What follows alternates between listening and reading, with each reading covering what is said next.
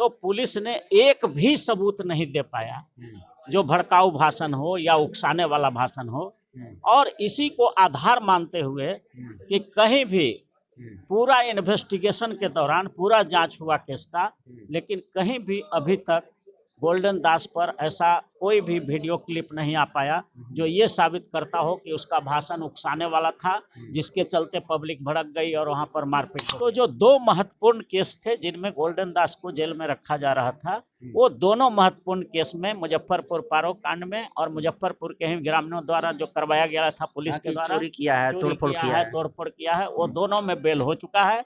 तो मुख्य केस में बेल हो गया है, लेकिन पुलिस ने इन पर झूठे आरोपों का कई एक केस 30-40 केस। हरप्रीत कौर ने एक कंप्लेंट केस फाइल कर दिया था जो आईपीएस थी, खुद आईपीएस इंडियन पुलिस सर्विस के पदाधिकारी होते हुए उन्होंने केस कर दी थी गोल्डन दास पर, इसलिए क्योंकि वो पुलिस के अत्याचार के खिलाफ गोल्डन दास लड़ रहे थे और जो भ्रष्ट पुलिस पदाधिकारी थे उनको अवैध कमाई पर रोक में बेल हो रहा है। धड़ल्ले से धीरे धीरे बेल हो रहा है। 1-2 केस और बचा हुआ है जिसमें बेल हो जाएगा। उसके बाद 15 से 20 दिन के अंदर वो गोल्डन दास बाहर आ जाएंगे। तो भारत के इतिहास में गोल्डन दास पहला व्यक्ति ऐसा है जो सीधे सीधे पुलिस के अत्याचार से ही लड़ता है। ये ऐतिहासिक काम हो रहा है।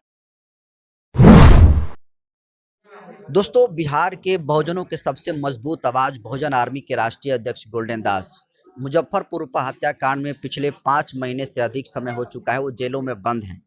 गोल्डन दास को लेकर अभी क्या कुछ अपडेट है, गोल्डन दास कब जेल से बाहर निकलेंगे, जो गोल्डन दास के ऊपर पुलिस प्रशासन ने आरोप लगाने का काम किया था उन आरोपों का क्या हुआ, हमारे साथ बातचीत करने के लिए सुप्रीम कोर्ट के एडवोकेट हैं Arun Kushwaha sir, Patna high court के वरिष्ठ अधिवक्ता हैं और जाने माने संविधान विशेषज्ञ हैं। पहले तो स्वागत है सर आपका। Thank you. नमो बुद्धाय, जय भीम, जय भारत।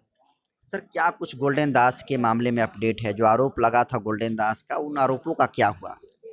देखिए, पुलिस जो थी मुजफ्फरपुर की वो बिल्कुल बायस्ड व्यू से गोल्डन दास पर झूठा आरोप का पुलिंदा लगा दिया था। जब केस का सुनवाई होने लगा, बेल का सुनवाई होने लगा गोल्डन दास का, तो पूरा केस डायरी खंगाला गया और पूरा वीडियो क्लिप मांगा गया। पूरा चीज देखने का प्रयास किया गया कि कौन सा शब्द उन्होंने बोला था कि जिससे पब्लिक भड़क गई और वहां पर जो है हंगामा हो गया।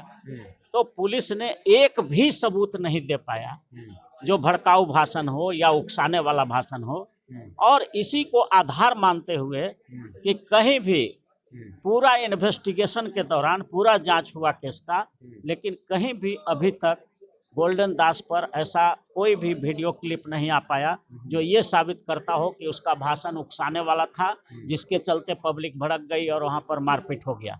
और इसी को आधार बनाते हुए कोर्ट ने उनको बेल दे दिया और उनको बेल ग्रांट हो गया है। और दूसरा जो आधार लिया कि एक ही केस के लिए 2 केस वहाँ एक ही घटना के लिए किया गया। एक ग्रामीणों के द्वारा करा दिया गया था, उसमें भी बेल हो गया है, वो अलाउड आ गया है नेट पर, लेकिन अभी उसका ऑर्डर लोड नहीं हुआ है, वो भी आ जाएगा। तो जो 2 महत्वपूर्ण केस थे जिनमें गोल्डन दास को जेल में रखा जा रहा था, वो दोनों महत्वपूर्ण केस में मुजफ्फरपुर पारो कांड में और मुजफ्फरपुर के ही ग्रामीणों द्वारा जो करवाया गया था पुलिस के द्वारा, चोरी किया है, तोड़फोड़ किया है, वो दोनों में बेल हो चुका है। तो मुख्य केस में बेल हो गया है, लेकिन पुलिस ने इन पर झूठे आरोपों का कई एक केस 30-40 केस कर दिया है। लेकिन रुकना चाहेंगे सर, मुजफ्फरपुर हत्याकांड में जितने भी सारे आरोप लगे थे, जो धाराएं लगी थी, उसमें गोल्डन दास की बेल हो गया है। हाँ बिल्कुल। तो फिर अब गोल्डन दास अपने समर्थकों के बीच में क्यों नहीं है? इसलिए नहीं है कि उन पर और भी बहुत सारे पहले से भी केस है। जैसे अभी हमने बताया कि एक हरप्रीत कौर ने एक कंप्लेंट केस फाइल कर दिया था जो आईपीएस थी, खुद आईपीएस इंडियन पुलिस सर्विस के पदाधिकारी होते हुए उन्होंने केस कर दी थी गोल्डन दास पर, इसलिए क्योंकि वो पुलिस के अत्याचार के खिलाफ गोल्डन दास लड़ रहे थे और जो भ्रष्ट पुलिस पदाधिकारी थे उनको अवैध कमाई पर रोक लग गया था। लगभग बिहार में भ्रष्ट पुलिस पदाधिकारियों का जो थाना में और जो अवैध कमाई होता था, गोल्डन दास के हस्तक्षेप के कारण वो बंद होने लगा था। तो ये भ्रष्ट पुलिस पदाधिकारी सब के सब गोल्डन दास के खिलाफ हो गए और उन पर 30 केस कर दिया है, लेकिन सब में बेल हो रहा है। धड़ल्ले से धीरे धीरे बेल हो रहा है। 1-2 केस और बचा हुआ है जिसमें बेल हो जाएगा। उसके बाद 15 से 20 दिन के अंदर वो गोल्डन दास बाहर आ जाएंगे, समर्थकों के साथ रहेंगे और उनको अगली बार जो हम लोग लड़ाई लड़ेंगे उसको एक संवैधानिक दायरे में लड़ाई को लड़ेंगे। हम लोग एक विधेयक बनाएंगे, prevention of police atrocity act draft करेंगे, एक नया कानून हम ड्राफ्ट करेंगे और गोल्डन दास को इसकी कॉपी देंगे और कहेंगे कि इस पुलिस एट्रोसिटी प्रिवेंशन एक्ट को पार्लियामेंट से और बिहार विधानसभा से पारित कराने के लिए आप जो है आंदोलन करिए, धरना करिए, प्रदर्शन करिए। उसमें ये प्रोविजन होगा कि अगर कोई पुलिस अधिकारी अगर अपने पद का, पावर का मिसयूज करता है, किसी को फंसाता है, झूठा फंसाता है, तो पुलिस पदाधिकारी पर भी दंडनात्मक कार्रवाई होगा, जेल भेजा जा सकता है, उसको सेवा से बर्खास्तगी हो सकती है, उसको फाइन हो सकता है। इस तरह का एक कानून बनाएंगे, prevention of police atrocity act. लेकिन सवाल ये है कि हरप्रीत कौर उतने बड़ी आईपीएस है, वो गोल्डन दास के ऊपर केस क्यों ठोकेगी? इसलिए केस ठोक रही थी कि जितने भी कहे ना, हम तो शुरू में कहें कि जितने भी भ्रष्ट पुलिस अधिकारी हैं, चाहे वो किसी लेवल का हो, आईपीएस हो, एसपी हो या डीजीपी हो, अगर भ्रष्ट वो हैं तो वो गोल्डन दास को बर्दाश्त नहीं करेंगे।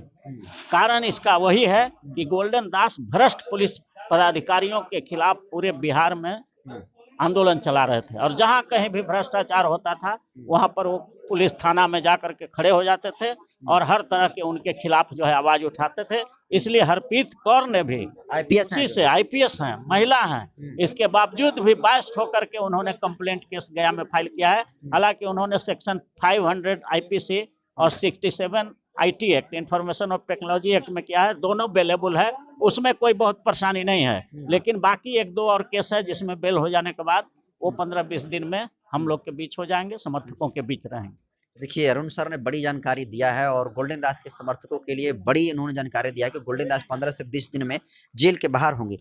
सर, आप तो काफी अनुभवी व्यक्ति हैं, हर जगह जाते हैं आप, तो गोल्डन दास जिस तरीके से लड़ाई लड़ते हैं, उस लड़ाई को इससे पहले आप किसी को लड़ते हुए देखे हैं कि नहीं? नहीं, पूरे भारत का आप इतिहास उठा लीजिए, यहाँ तो भारत का ये स्थिति है कि लाल टोपी वाला पुलिस को देख करके लोग घर छोड़ करके भाग जाता है, डर से। पुलिस का इतना आतंक है, इतना एट्रोसिटी है पुलिस का कि पुलिस से कोई उलझना नहीं चाहते हैं। तो भारत के इतिहास में गोल्डन दास पहला व्यक्ति ऐसा है जो सीधे सीधे पुलिस के अत्याचार से ही लड़ता है। ये ऐतिहासिक काम हो रहा है और इसलिए इसी ऐतिहासिक काम को और भी हम मजबूती देने के लिए हमने कहा कि एक prevention of police atrocity act का बिल हम ड्राफ्ट करेंगे, विधेयक बनाएंगे और उस विधेयक को पारित कराने के लिए लोकसभा से, राज्यसभा से और बिहार सरकार के द्वारा ऐसा विधेयक अगर बन जाता है तो उसमें प्रोविजन रहेगा कि जो पुलिस पदाधिकारी अपने पद का और पावर का दुरुपयोग करेगा, किसी को निर्दोष को सताने का काम करेगा, फॉल्स इन्वेस्टिगेशन करेगा, उस पर भी कड़ा से कड़ा सजा होगा, वो सस्पेंड होगा, डिस्चार्ज होगा, उनको जो है जेल में भेजा जा सकता है। हर तरह का उन पर सजा का प्रोविजन उसमें रहेगा। ये विधेयक हम लोग ड्राफ्ट करेंगे और गोल्डन दास से आग्रह करेंगे कि आप इस विधेयक को ठीक उसी तरह से आंदोलन चलाइए जिस प्रकार से अन्ना हजारे जन लोकपाल बिल पारित कराने के लिए आंदोलन चला रहा था, उसी तरह से prevention of police atrocity act को पारित कराने के लिए आप पूरे बिहार और देश भर में आप आंदोलन चलाइए। ये अगर पारित हो जाता है तो आपका 90% काम जो है सफल हो जाएगा। एक आखिरी सवाल लेंगे, गोल्डन दास अगर अपने समर्थकों के बीच में आते हैं तो वो जो पुरानी वाली छवि है उसको कैसे मेंटेन करेंगे? क्योंकि जिस तरीके से गोल्डन दास ने पुलिस के सामने पब्लिक प्लेस में माफी मांगने का काम किया था, वो छवि कैसे फिर गोल्डन दास बनाएंगे? देखिए, एकदम बिल्कुल। देखिए, महात्मा गांधी भी जेल में रहे थे और बड़े बड़े लोग जो समाज के लिए लड़ते हैं वो सब जेल में गए हैं। अब जेल किस काम में गए हैं ये महत्वपूर्ण है। डकैती में गए हैं, चोरी में गए हैं, रेप में गए हैं, तब उनके खिलाफ जनता हो जाती है।